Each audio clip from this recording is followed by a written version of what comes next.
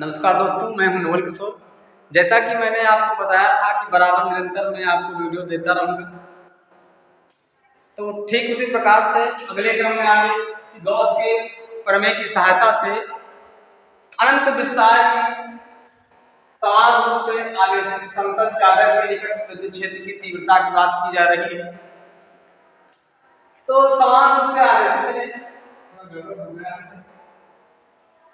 कोई बात नहीं। तो एक समान रूप से आवेशित चालक चादर है। तो इस चादर के निकट जो है हम विद्युत क्षेत्र की तीव्रता की बात करते हैं। तीव्रता का क्या वैल्यू होगा? इसके अनुसार है गॉस की प्रमेय की सहायता के अनुसार, गॉस प्रमेय से, क्योंकि गॉस प्रमेय हमको पता थी पहले से, उसी के बाद इसकी बात करते हैं। तो सबसे पहले हमने क्या किया, चित्र बना लिया। चित्र जो कि हर बार हम बना लेते हैं, समय वीडियो में चूंकि बहुत लगता है इसलिए पहले ही चित्र बना लेते हैं। तो ये हमारा क्या है, एक समान रूप से आवेशित धरायन है, प्लस क्यू आवेश से आवेशित एक चादर है। और चादर के इधर उधर हमने क्या कर लिया है, चादर के मध्य से एक मध्य में हमने क्या मान लिया, क्षेत्रफल ए मान लिया है। उस ए से r दूरी पर इधर भी और r दूरी पर इधर भी, माने दो बेलनाकार हमने क्या कर लिया है, पृष्ठ मान लिए हैं। इन बेलनाकार पृष्ठों में से पहला पृष्ठ S1 है और दूसरा पृष्ठ S2 क्या है। पहला पृष्ठ S1 है और दूसरा पृष्ठ S2 है।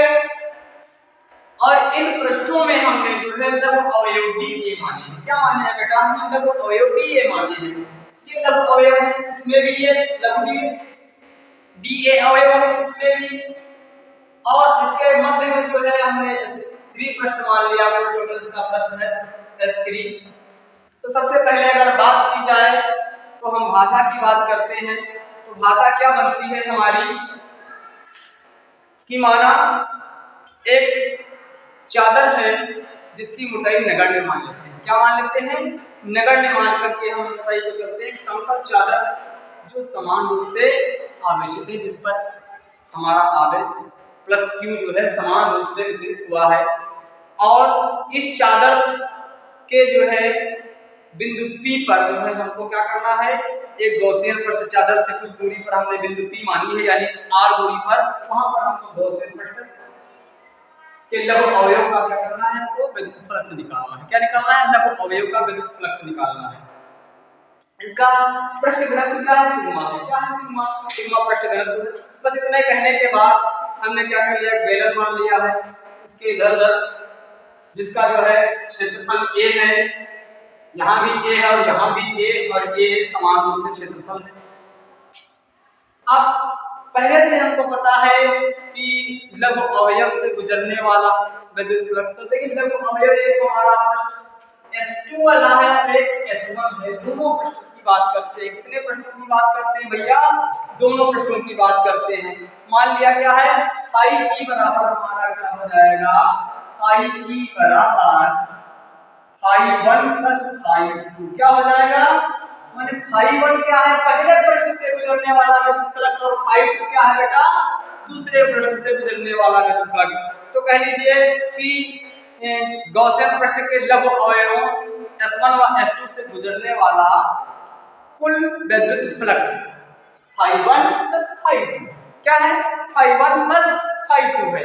अब हम बात कर लेते हैं फाई 1 प्लस फाई 2 है, तो गुजरने वाले विद्युत फ्लक्स की बात किया हमने।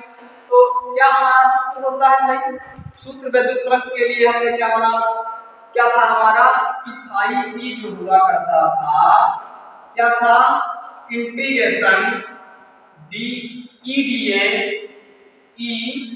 डी ए और यहाँ पर डॉट लगा हुआ करता था, वेक्टर लगा हुआ करता था दोनों पर।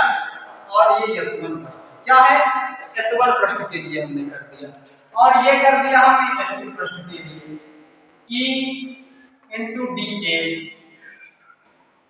ये S2 पृष्ठ के लिए कर दिया। जैसे ही हम इसको क्या करते हैं, EDA, क्योंकि हमको पहले से पता EDA का क्या सूत्र होता है, EDA cos थीटा। बार बार ना लिख करके बेटा, हम एक बार बता रहे हैं कि EDA cos थीटा हो जाएगा।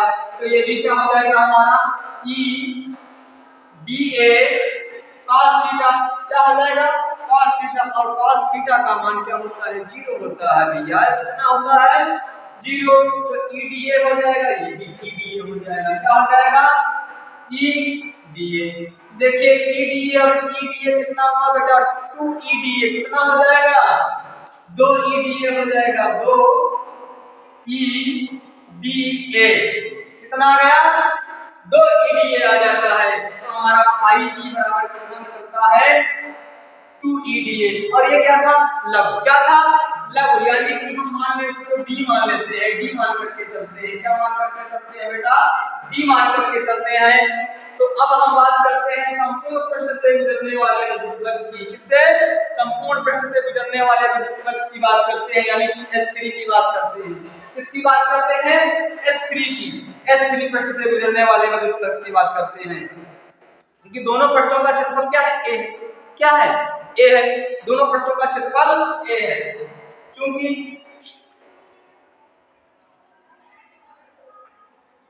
दोनों पृष्ठों का क्षेत्रफल A है, दोनों पृष्ठों का क्षेत्रफल A है, क्या है A, कितना है A है।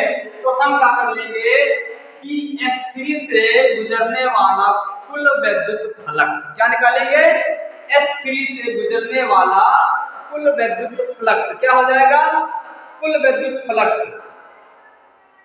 तो S3 से गुजरने वाला कुल विद्युत फ्लक्स की बात करते हैं, क्या कर लेंगे कि हम इसका भी समाकलन करेंगे, क्योंकि जब कुल की बात की जाती है तो इंटीग्रेशन करते हैं ना, डी फाई ई हो जाएगा ये भी हमारा, और उसके बाद इसका समाकलन करेंगे तो क्या हो जाएगा, ये S3 की बात करते हैं बेटा S3 की, तो ये भी हो जाएगा 2EDA, क्या हो जाएगा 2EDA हो जाएगा। S3 की बात की जाती है तो S3 कुल टोटल निकाल रहे हैं ना, हमने कुल S1 का निकाल लिया था, उसके बाद हमने S2 का निकाल लिया।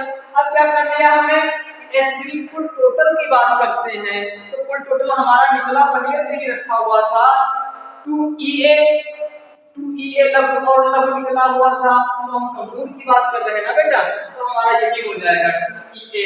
तो अब 2EA 2E क्योंकि बाहर निकालेंगे E का मान तो हमको निकालना है, तो E को हम बाहर कर लेंगे, DA बचेगा ना, तो इसका भी समाकलन क्या हुआ फाई E हुआ, क्या हुआ फाई E हुआ।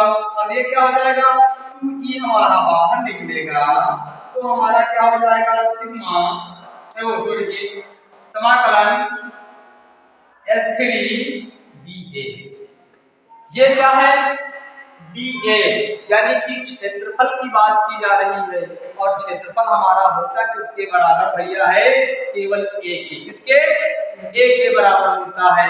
तो क्या हो जाएगा हमारा A के बराबर हो जाएगा, किसके बराबर हो जाएगा ये A के बराबर हो जाएगा। तो फाई E बराबर 2E और ये हो जाएगा बेटा केवल A, क्योंकि हमारा जो है समाकलन क्या होता है, बात कर ली जाए अगर इसकी, तो समाकलन DA बराबर होता है A, क्या हो जाएगा A क्षेत्रफल हो जाएगा। अब हमारा ये क्या आ गया फाई E बराबर 2EA, क्योंकि हमको E का मान निकालना है तो हम E का मान निकालेंगे, ठीक किसका निकालेंगे E का मान निकालेंगे। तो हमारे पास गॉस प्रमेय क्या पता है कि गॉस ने हमको बताया था कि फाई E बराबर क्या होता है Q अपान एप्सिलॉन नॉट, क्या होता है Q अपान एप्सिलॉन नॉट। तो हम उसी की बात करते हैं गॉस के प्रमेय से, किसके गॉस प्रमेय से, किससे गॉस प्रमेय से, गॉस प्रमेय से फाई E बराबर क्या होता था Q अपान एप्सिलॉन नॉट हुआ करता था भैया, क्या हुआ करता था Q बटा एप्सिलॉन नॉट। तो हमने रख दिया फाई E के स्थान पर Q बटा एप्सिलॉन नॉट, Q बटा एप्सिलॉन नॉट बराबर 2E और A, क्या हो जाएगा 2EA, क्या हो जाएगा भैया 2EA। अब हमारा जो यहाँ पर हमने रेखिक आवेश घनत्व माना था सिग्मा, ये हमारा सिग्मा क्या होता है, सिग्मा आवेश का और क्षेत्रफल का क्या होता है, अनुपात के बराबर होता है। क्या होता है, सिग्मा क्षेत्रफल के और आवेश के बराबर होता है। तो हम इस ए को यहाँ पर देते हैं, क्या हो जाएगा Q बटा A इंटू 1/ε0। देखिए 1 से इसको क्या कर दिया हमने, उसके बटे में 1 इंटू में लिख सकते हैं, 1/ε0 लिख सकते हैं बराबर 2E। और हमको पता है कि सिग्मा बराबर क्या होता है, Q बटा A। क्या होता है, हम जानते हैं ये हमको पता है कितना होता है, सिग्मा बराबर Q अपान A।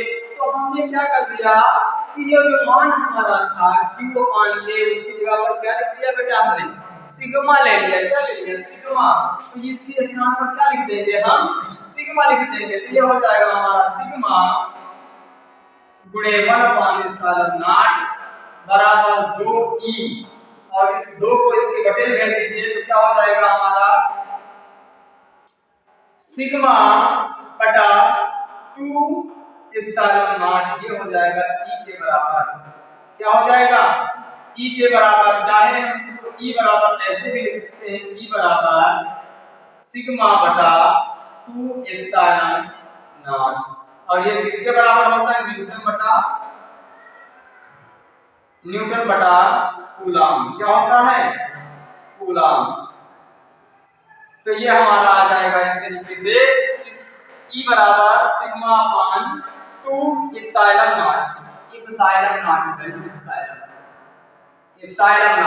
ये हमारा इसके अनंत विस्तार की एक समान रूप से आवेशित समतल चादर के निकट विद्युत क्षेत्र की तीव्रता का व्यंजक होता है। और इस तरीके से हमने क्या कर दिया, तीव्रता का व्यंजक भी बहुत सरल रूप में ज्ञात कर लिया। तो अगर आपको स्क्रीनशॉट लेना है तो स्क्रीनशॉट ले सकते हैं। और उसके बाद हम अगले टॉपिक पर चलते हैं इसके।